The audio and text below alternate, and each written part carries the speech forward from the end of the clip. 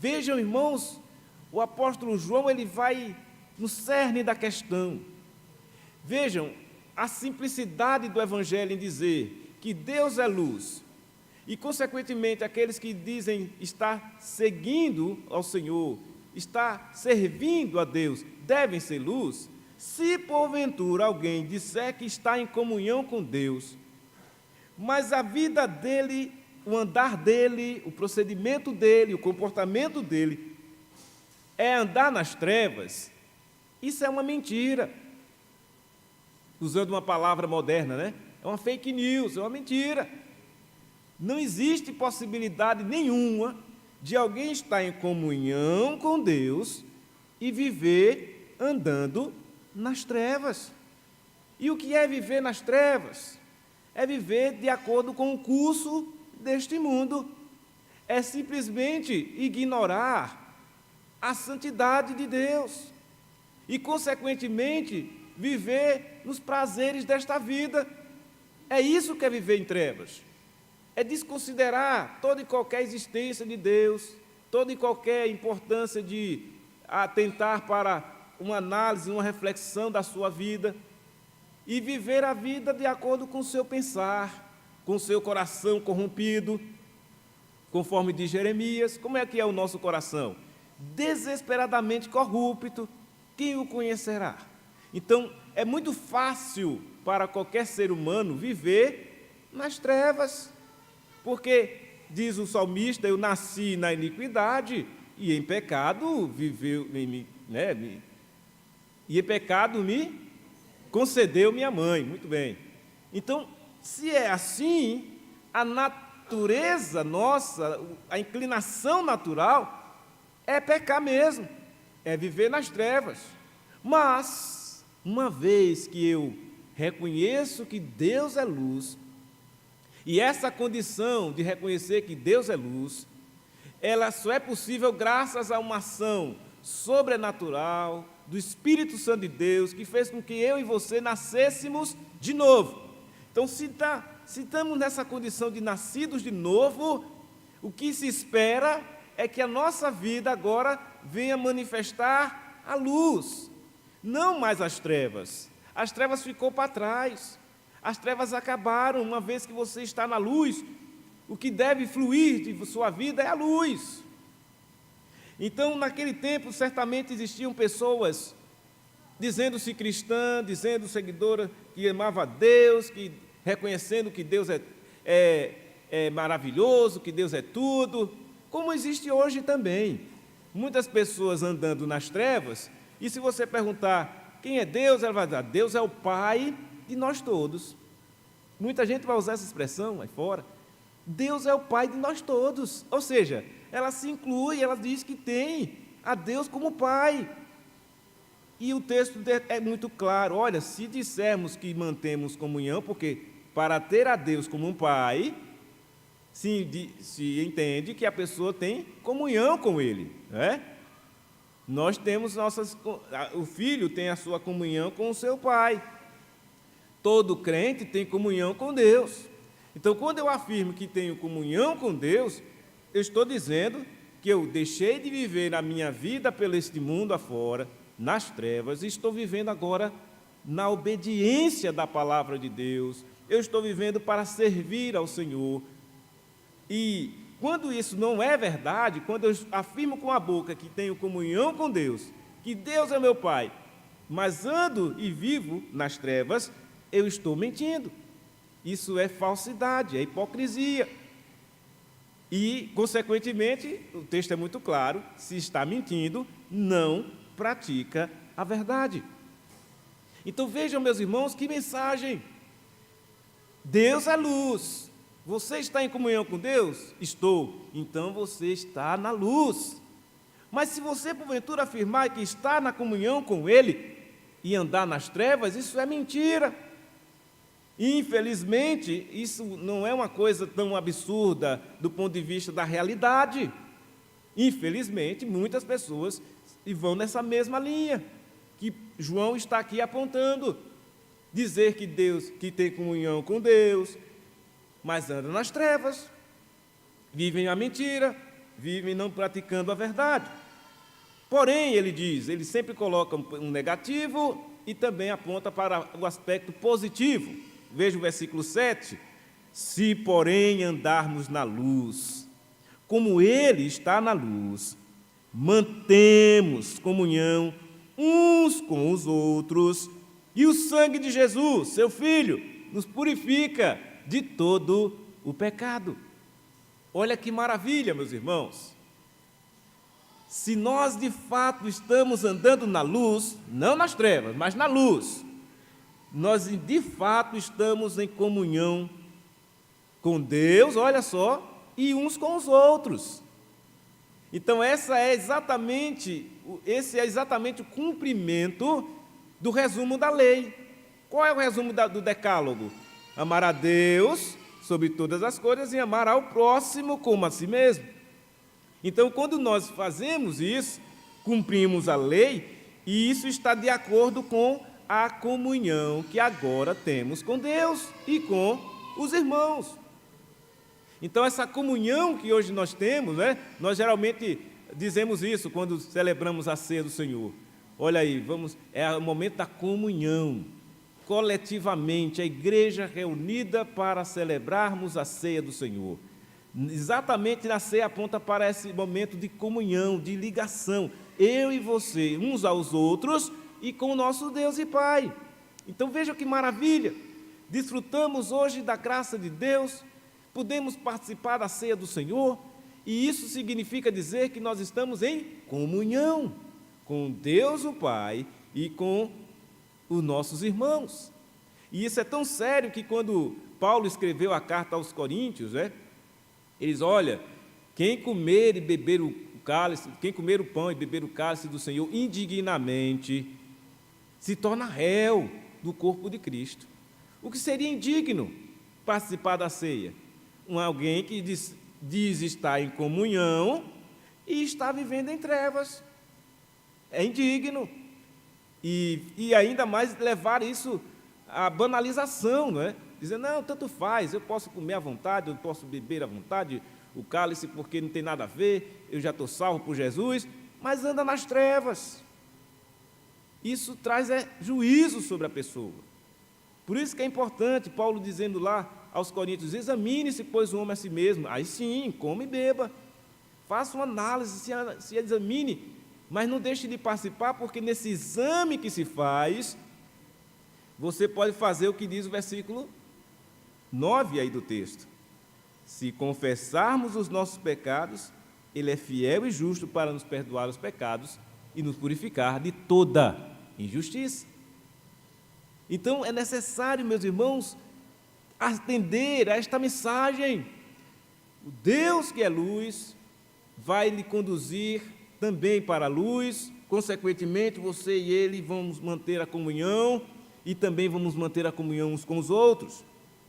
Mas ele diz outra coisa aí, importante no final do versículo 7, que ele diz que o sangue de Jesus, o seu Filho, nos purifica de todo pecado. Não tem outro jeito. A única maneira, o único jeito que tem para eu e você estarmos aqui hoje, louvando a Deus, cantando, dizendo, orando, lendo a palavra de Deus, é que um dia nós cremos na obra que Cristo fez na cruz. No derramar do sangue de Jesus, nós estamos agora purificados. No entanto, nós sabemos que o sangue de Cristo, ele de fato tira de nós a condenação que o pecado traz. Romanos 8 nos diz isso. Agora, pois, já nenhuma condenação há para os que estão em Cristo Jesus. Então, se você e eu estamos em Cristo, então, de fato, não há mais condenação. Mas não podemos negar que, enquanto estamos ainda nesta vida aqui, deste corpo, nesta carne, a nossa tendência natural é pecar. Então, não podemos negar isso, porque se negarmos, também estamos nos enganando, diz o versículo 8.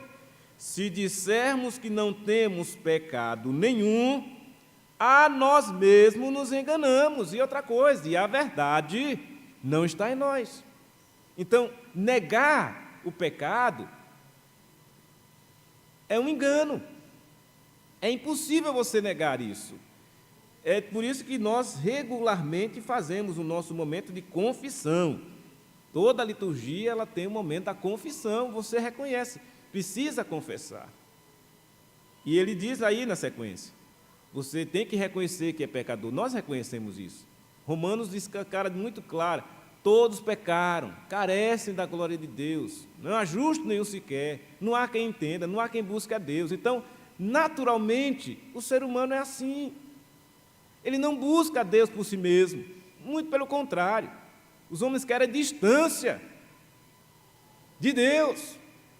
Não é isso que o apóstolo João, o mesmo autor desta carta, diz no seu capítulo 3? Qual é a reação dos homens quando ele falando da missão do Filho? Veja o que ele diz. No versículo 19, o julgamento é este, que a luz, quem é a luz que veio ao mundo?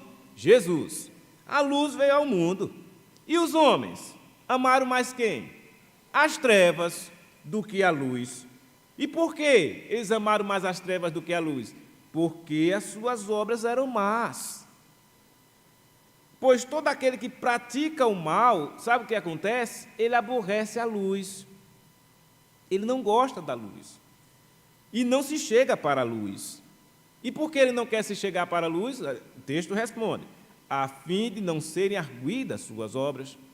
Então, o ímpio, o pecador impenitente, ele está lá na prática do pecado, vivendo nas trevas, e ele não quer que você o confronte com o seu pecado. Não, ele não quer isso, ele não gosta. A luz, para ele, aborrece. Eu não quero saber disso. Você vai lá e diz, olha, há um caminho de salvação, abandona esta vida de pecado. Ele vai dizer, não, eu não quero isso. Ele aborrece a luz. Porém, quem pratica a verdade, a palavra de Deus, o Evangelho, quem pratica, vem, aproxima-se da luz. Está vendo? Quem pratica a verdade, procura a Deus, procura Jesus. Não se afasta não, se aproxima. Vem para a comunhão dos santos, vem à igreja, vem participar desse momento maravilhoso, da igreja que é gloriosa, da igreja que é o perfume de Cristo, da igreja que é o povo de Deus, que é a raça eleita, que é o povo de propriedade exclusiva de Deus. Então, quem aproxima-se da luz, vai praticar a verdade. E quando faz assim, tem um objetivo também, a fim de que as suas obras sejam manifestas, porque feitas em Deus. Então vejam, irmãos, que a palavra de Deus maravilhosamente distingue o certo do errado, a verdade da mentira, o santo do injusto, do ímpio. Isso é bem clara e determinada. Isso é uma maravilha, porque não deixa dúvidas, não deixa dúvidas, não deixa embaraço, não deixa confusão, não. Ou se é, ou não é. Não existe essa coisa de meio termo, mais ou menos. O irmão é crente? Mais ou menos. Não existe mais ou menos em termos de fé, de salvação. Ou é ou não é. Mas o caso é, eu como crente sou perfeito? Não, você não é perfeito. E se você disser que é, você peca, conforme diz o texto aí. Se nós dissermos que não temos pecado nenhum, estamos nos enganando. Porque nós temos 3 inimigos ferozes que tenazmente nos assedia: o mundo, a carne e o diabo. Então nós temos que, por isso a Bíblia nos dá todos os elementos necessários, as ferramentas, os instrumentos, para que nós lutemos contra essa tendência natural. Mas essa luta que nós agora enfrentamos, ela só é possível trazer a vitória sobre essa luta em razão de que nós estamos em Cristo. Por isso que ele vai dizer, olha, tem solução. Embora você possa dizer, eu sou pecador, somos todos pecadores, mas o versículo 9 diz a solução. Ora, tudo bem, você peca, você é pecador, mas se nós confessarmos os nossos pecados, Jesus é fiel e justo para nos perdoar os pecados, nos purificar de toda injustiça. Provérbios também disse, lá em Provérbios 28, 13, vamos abrir o texto, Provérbios 28, 13. Olha o que diz o texto.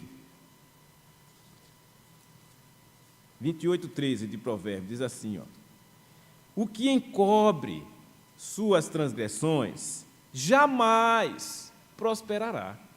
Então, encobrir pecado, encobrir transgressão, traz derrota, traz destruição, não prospera. Mas o que confessa, o que as confessa e deixa, alcançará misericórdia. Está aí, de maneira muito clara, não se pode tolerar o pecado, abraçar-se o pecado, viver no pecado, nas trevas, não.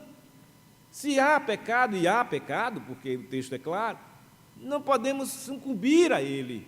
Lembrem que nós não estamos mais escravos do pecado.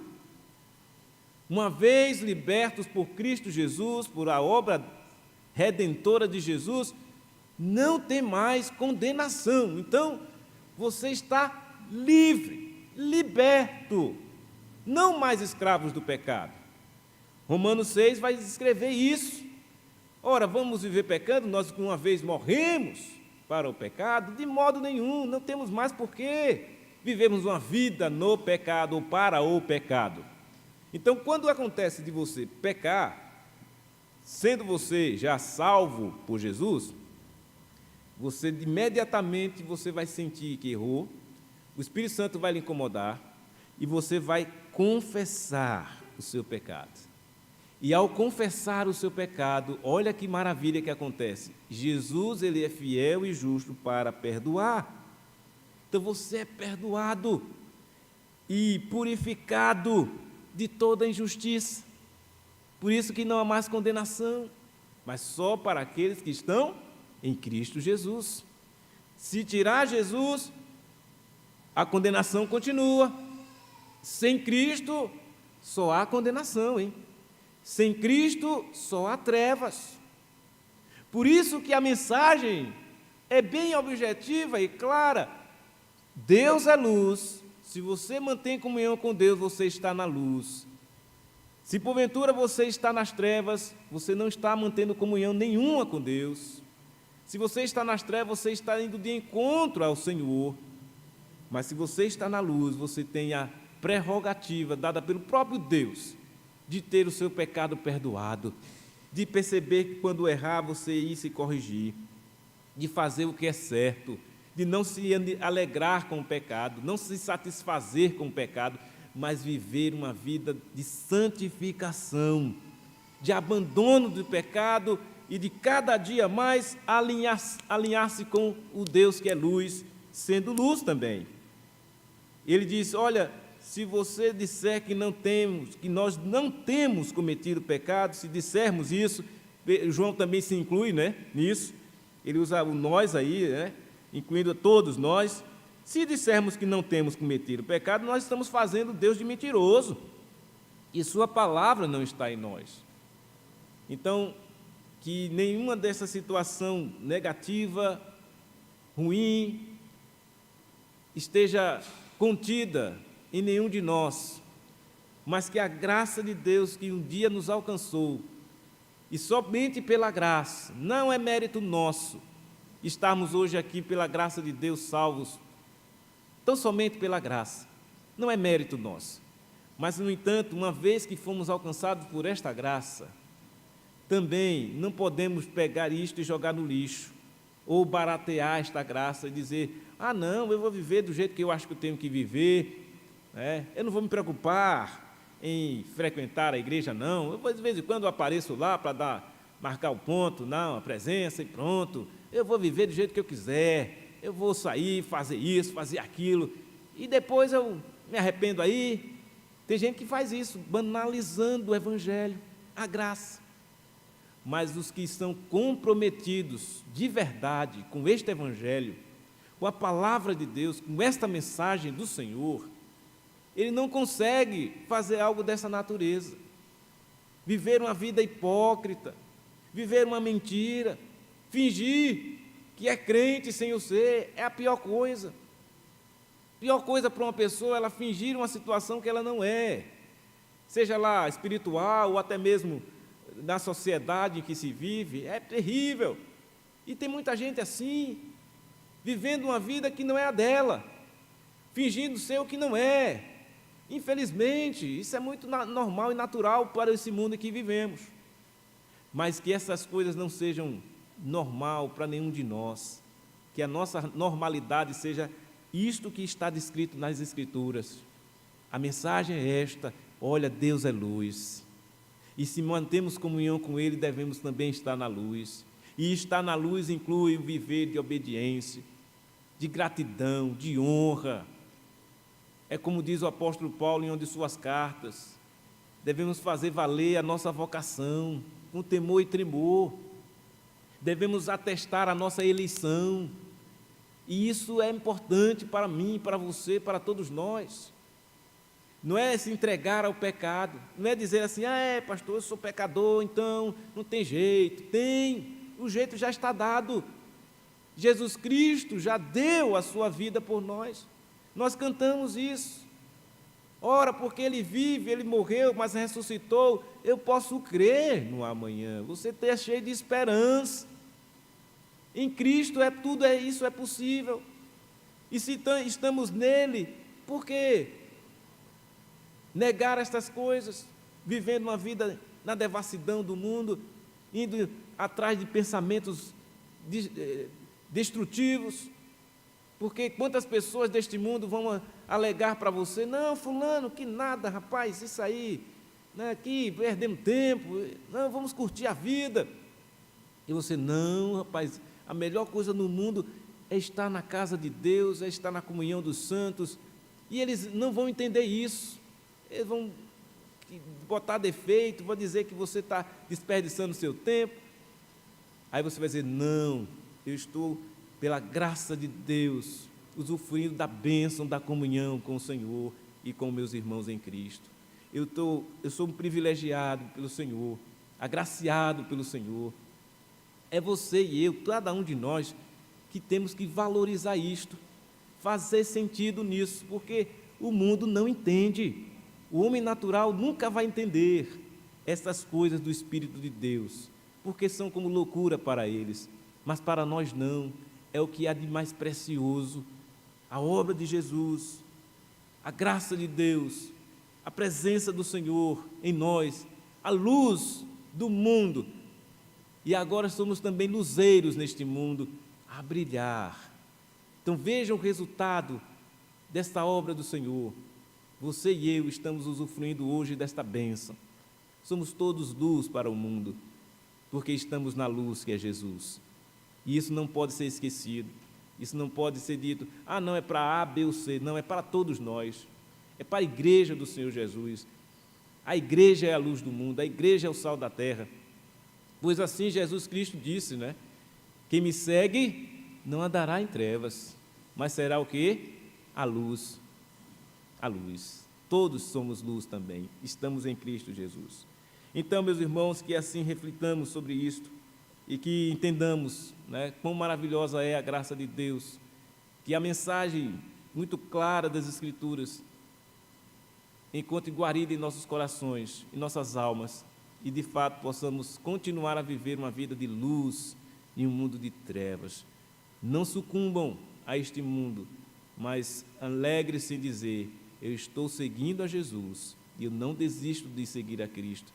Ele é a luz do mundo, e eu também estou agora uma luz para o mundo. E esse é o nosso testemunho de vida, para a glória de Deus, e manifestando assim, através das obras, a glória do Senhor, que de fato é merecedor de toda a honra e de todo o louvor. Oremos. Santo Deus, obrigado, Pai, porque o Senhor fez esta obra em nossas vidas, trazendo para a luz, e hoje podemos viver como luzeiros neste mundo. Perdoa-nos, Senhor, se porventura algum de nós tem negligenciado esta verdade, mas que a partir desse momento de reflexão, ao ouvir a Tua voz, através da mensagem desta manhã, seja despertado em cada coração o desejo cada vez maior de continuar a brilhar como luz em um mundo de trevas.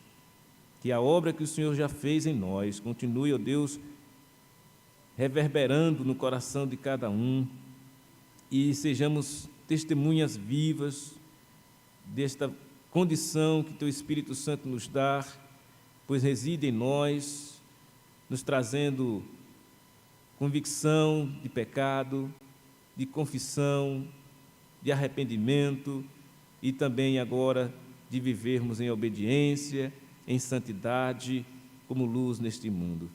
Muito obrigado, ó Deus, por tão grande bênção. E assim rogamos por o Teu povo aqui reunido nesta manhã e agraciados, ó Deus, por tão grande bênção do Senhor. É o que eu peço, assim, e agradeço, no nome de Jesus, Senhor e Salvador nosso. Amém. Amém.